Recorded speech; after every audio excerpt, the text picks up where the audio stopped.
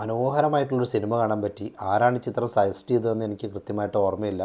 നമ്മുടെ സബ്സ്ക്രൈബേഴ്സിൽ ഒരാളാണ്. അയാൾക്ക് ഒരുപാട് നന്ദിയുണ്ട്. കാരണം നമ്മൾ ഈ ത്രില്ലർ ഹൊറർ സിനിമകളൊക്കെ കാണുന്നതിനിടയ്ക്ക് വളരെ ലൈറ്റായിട്ടുള്ള എന്നാൽ ബ്യൂട്ടിഫുൾ ആയിട്ടുള്ള സിനിമ കാണാൻ പറ്റി. സിനിമയുടെ പേര് 3 ഓഫ് അസ് എന്നാണ്. ഇതൊരു ഹിന്ദി ലാംഗ്വേജ് സിനിമയാണ്. 2022 പുറത്തിറങ്ങിയിട്ടുള്ളത്. ഒരു ഡ്രാമ ഫീൽ ഗുഡ് കാറ്റഗറിയിലൊക്കെ പെടുത്താവുന്ന ഒരു സിനിമയാണ്. സിനിമയുടെ പ്ലോട്ടിലേക്ക് വരികയാണെന്നുണ്ടെങ്കിൽ ശൈലജ എന്ന് പറയുന്ന സ്ത്രീ രോഗം മൂലം തൻ്റെ ഓർമ്മകളൊക്കെ നഷ്ടമാവുന്നതിന് മുൻപായി തൻ്റെ സ്വത്തും തേടി തൻ്റെ വേരുകളിലേക്കുള്ള ഒരു മടക്കയാത്ര നടത്തുകയാണ്. അവരൊറ്റയ്ക്കല്ല, അവർക്കൊപ്പം അവർക്ക് പ്രിയപ്പെട്ട രണ്ടുപേർ കൂടെയുണ്ട്. നൊസ്റ്റാൾജിയയിലോ പ്രണയത്തിലോ വിരഹത്തിലോ സൗഹൃദത്തിലോ അതോ ഇനി കുറ്റബോധത്തിലാണോ, എവിടെയാണ് ഈ സിനിമ എന്നിലെ പ്രേക്ഷകനെ വരിഞ്ഞു മുറുക്കിയതെന്ന് എനിക്ക് കൃത്യമായിട്ട് ഓർത്തെടുക്കാൻ കഴിയുന്നില്ല. ഷഫാലിഷ എന്ന് പറയുന്ന നടിയാണ് ശൈലജ എന്ന് പറയുന്ന ഈ സിനിമയിലെ കേന്ദ്ര കഥാപാത്രമായിട്ട് എത്തിയിട്ടുള്ളത്.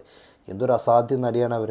അവരുടേതായിട്ട് ഞാൻ കാണുന്ന ആദ്യത്തെ സിനിമയാണിത്. തികച്ചും ഒരൊറ്റ സിനിമയിലൂടെ തന്നെ ഫാനാക്കി കളഞ്ഞു. അത്ര ഗംഭീര പെർഫോമൻസാണ്.